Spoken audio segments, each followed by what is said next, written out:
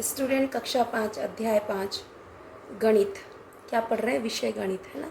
मैं लिखना भूल गई, मैं लिख देती हूँ। विषय गणित पढ़ रहे हैं। क्या पढ़ रहे हैं? गणित। कक्षा 5 अध्याय 5 है गुणज एवं गुणन फल गुणनखंड। तो गुणज की परिभाषा सबसे पहले हमारे लिए बहुत ज़्यादा जरूरी कि गुणज आखिर होता क्या है। तो स्टूडेंट देखिए, मैं आपको ये बताती हूँ गुणज क्या होता है। आप जो पहाड़े बोलते हो ना, वो ही गुणा है, वही गुणज है, वही गुणज है, पहाड़े ही गुणज है। मतलब अगर मैं इसकी परिभाषा लिखना चाहूँ तो देखो कैसे लिखेंगे हम।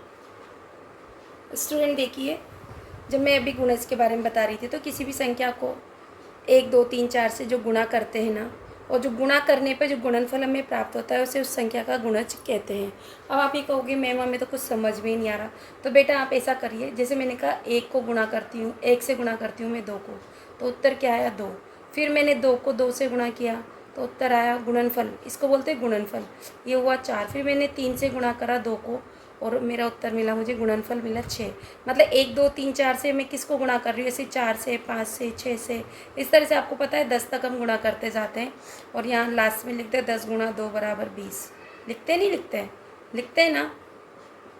तो इस 2 को इन नंबरों से, जो आगे वाले नंबरों से हम गुणा करते, चाहे ये नंबर आगे भी हो सकता है पीछे भी हो सकता है। इंग्लिश के पहाड़े में हम बोलते हैं 2 1 जा 2, तो इस तरह से पीछे चल रही गिनती 2 2 जा 4, 2 3 जा 6, इस तरह से लिखते हैं ना। तो यहाँ पीछे चल रही है, पर गुणा किसको कर रहे हैं? 2 को ही कर रहे हैं ना, 1 2 3 4 से। तो यही आपका क्या है, जो गुणनफल आपका जो प्राप्त हुआ वही गुणज है। मतलब ये पीछे वाला जो संख्या है, जो गुणनफल है वही आपका गुणज है। आपको समझ में आ गई? नहीं आई तो आप फिर से देखिए। जैसे मैंने कहा 1 गुणा 3, 1 या 3 बोलते हो ना, 2 3 या 6, है ना। बहुत से लोग 3 एकम 3, है ना, 3 दूना 6, इस तरह से बोलते हैं। तो जो पीछे के नंबर है ना, यही आपके गुणज है, और इस गुणज को ही हम गुणनफल कहते हैं। ठीक है, आई होप, मुझे पूरी तरह से उम्मीद है कि आपको समझ में आ गया होगा। और आपको ये डेफिनेशन अच्छे से याद करनी, क्यों? क्योंकि ये पेपर में आती, हो सकता है ट्रू फॉल्स के रूप में आ जाए, फिलअप के रूप में आ जाए, मतलब सत्य असत्य बताइए और रिक्त स्थान की पूर्ति करें, इस तरह से आपको यहाँ पर ब्लैंक दे सकता है।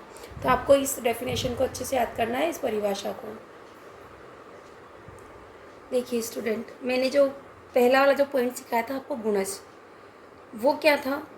नंबर 1। मतलब मैं आपको क्या सिखा रही हूँ? इस गुणज और गुणनखंड का परिचय सिखा रही हूँ, और इसी के साथ हम प्रश्नावली 5.1 भी करेंगे। तो प्रत्येक संख्या का उसके सभी गुणज में पूरा पूरा भाग जाता है। मैम समझ में नहीं आया कि प्रत्येक संख्या का उसके सभी गुणज में पूरा पूरा भाग जाता है। जैसे भी मैंने आपको सिखाया कि 1 को मैंने 2 से गुणा किया, 1 दुआ 2, 2 दुआ 4, 3 दुआ 6, जैसे भी 2 एकम 2, 2 दूनी 4, 2 तिया 6, जैसे आप पढ़ना चाहें, आपकी इच्छा है, आप जैसे पढ़ना चाहें। तो संख्या मेरी क्या है यहाँ पर मेरी जो 2 चल रहे हैं ना, ये चीज़ संख्या है मेरी। क्या है? ये संख्या। और जो ये पीछे के अंक है ना स्टूडेंट, ये हमारे गुणज हैं। इन गुणज को ही हम क्या कहते हैं? गुणनफल। क्या कहते हैं? गुणनफल। ये ध्यान रखने वाली बात है स्टूडेंट, आपको अच्छे से समझना है। तो ये जो संख्या 2 है ना, तो इस 2 का भाग मैं 6 में दूँ तो भी पूरी बार जाएगा। देखो ना, आप देख लिया, समझ में आ रहा है ना कि 2 का भाग मैंने 6 में दिया। इसी तरह से मैंने जब क्या 10 दुआ 20, तो आप देखें क्या कहेंगे आप, जो ये 20 मेरा गुणज है, इस 20 में भी आप 2 का भाग देकर देखो, तो आप कहेंगे मैम 10 बार जा रहा है। हाँ बिल्कुल जा रहा है, 10 बार जा रहा है। ठीक है, मेरे पास थोड़ा सा मैंने जगह की वजह से ऐसा कर लिया, बट जगह तो है। तो आप यहाँ ध्यान दें कि जो गुणज है वो गुणनफल ही होता है, पर जो संख्या होती है, जिस संख्या के हम गुणज लिखने के लिए हमसे कहा जाएगा, तो वो संख्या से उसके गुणज में पूरी पूरी बार भाग जाएगा। जैसे कि मैंने आपको बताया अभी उदाहरण देकर, जैसे मैंने कहा कि मैंने 5 चौक 20 होते हैं, 4 पंजे 20, जैसे भी आप बोलना चाहें। तो जो 20 है ना, तो संख्या मेरी क्या है? संख्या मेरी, आप कहते हैं कि मेरी संख्या 4 है, तो मेरी संख्या 4 का भाग देखो 20 में जाएगा, नहीं जाएगा? पूरी पूरी बार जाएगा। देकर देखो ना, 5 बार जा रहा है 20। ठीक है, इसी तरह से मैं कहूँ कि जो 20 है ना, 20 में आप 5 का भाग देकर देखो तो भी ये पूरी बार ही जा रहा है ना, 4 पंजे 20 जा रहा है ना। तो ये चीज़ आपको याद रखनी है, ये आपका रिक्त स्थान में और सत्य असत्य में आ सकता है स्टूडेंट, इसलिए मैं आपको ये परिचय बता रही हूँ। परिचय से बहुत सारे क्वेश्चन बनते हैं, इसको इंग्लिश में इंट्रोडक्शन बोलते हैं। तो प्रत्येक संख्या का उसके सभी गुणज में पूरी पूरी बार भाग जाता है। तो संख्या क्या होगी, जैसे 2 3 4 5 6 7 8 जो भी आप संख्या लिखें, और गुणज मतलब उस संख्या के का पहाड़ा बोलो, गुणनफल बोलो, गुणज बोलो। ठीक है, अब आगे हम चलते हैं, गुणनखंड किसे कहते हैं। अब देखिए स्टूडेंट, हम आए गुणनखंड पे। गुणनखंड क्या होता है, किसी भी संख्या के गुणनखंड वे संख्याएं होती है जिनका उस संख्या में पूरी पूरी बार भाग चला जाता है। मैम समझ में नहीं आया, समझ में देखो बेटा, मैंने कहा कि एक संख्या मेरी है 20, मेरी संख्या क्या है 20, ये क्या है मेरी संख्या। तो इस संख्या में किस किस का भाग जा सकता है 20 में, यानी कि 20 किस किस के पहाड़े में आते हैं। तो सबसे पहले एक तो सभी के पहाड़े में आते हैं, फिर 2 के पहाड़े में भी आते हैं, फिर 4 के पहाड़े में भी आते हैं, 5 के पहाड़े में भी 20 आते हैं, फिर आप कहोगे मैम 10 के में भी आते हैं, हाँ बेटा आते हैं, और 20 के पहाड़े में भी आते हैं। तो यही तो इसके गुणनखंड है। तो गुणनखंड वे संख्याएं हैं जिसमें उस संख्या में पूरी बार भाग चला जाए। गुणनखंड किसी भी संख्या के, यानी कि संख्या जैसे 20 ले ली हमने, तो 20 के गुणनखंड क्या होंगे, 20 के गुणनखंड वे संख्याएं होती है जिस संख्या में उसका पूरी बार भाग चला जाता है। इस संख्या में इन संख्याओं का पूरी बार भाग चला जाना चाहिए। जैसे कि मैंने संख्या 35 ली, क्या लिया 35, तो 35 के गुणनखंड क्या हो सकते हैं, मतलब 35 किसके पहाड़े में आते हैं। तो मुझे पता है कि मैं अगर 1 से गुणा करूँ तो 1 में, फिर मेरे पास आता है 7 पंजे 35, 7 में आता है, 5 में आता है, तो मैं पहले 5 और फिर 7 लिख दूँ, और इसके बाद ये 35 में ही आएगा। तो ये जो संख्या है ना, ये तो मेरी बड़ी संख्या है, वो संख्या है, और गुणनखंड ये वाले हैं, ये पीछे जो मैंने लिखे जो क्या है गुणनखंड, मतलब किस किस के पहाड़े में ये आ रहे हैं, मतलब इसके टुकड़े हैं, इस संख्या के टुकड़े ही गुणनखंड कहलाते हैं।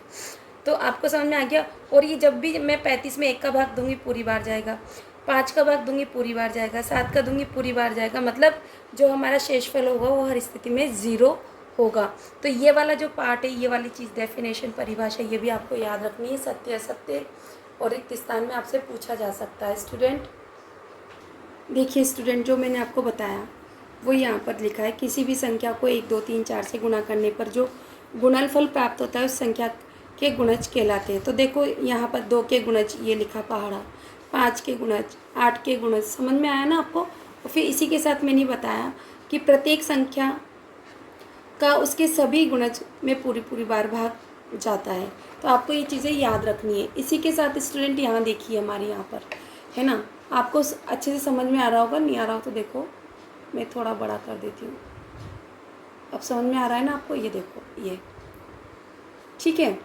तो यहाँ पर देखो निम्नलिखित संख्याओं में पहले 5 गुणज लिखना है आपको। यहाँ एक संख्या देखनी है और 3 के 5 गुणज क्या होंगे, 3 का पहाड़ा लिखो, 1 तिया 3, 2 तिया 6, 3 तिया 9, 4 तिया 12, 5 तिया 15। इस तरह से आपको इसी तरह से 6 के पहाड़ा लिखना है आपको गुणज के रूप में, और 12 का पहाड़ा लिखना है। इसी के साथ में देखो यहाँ पर एक चीज़ देखो, 3 का सबसे छोटा गुणज क्या होता है, किसी भी संख्या का सबसे छोटा गुणज वही संख्या होती है। देखो यहाँ पर, यहाँ में अगर 2 का सबसे छोटा गुणज देखो तो 1 2 2 ही है ना। देखो सबसे छोटा गुणज 5 का, 1 पंजे 5। 8 का गुणज देखेंगे तो 1 अट्ठे 8।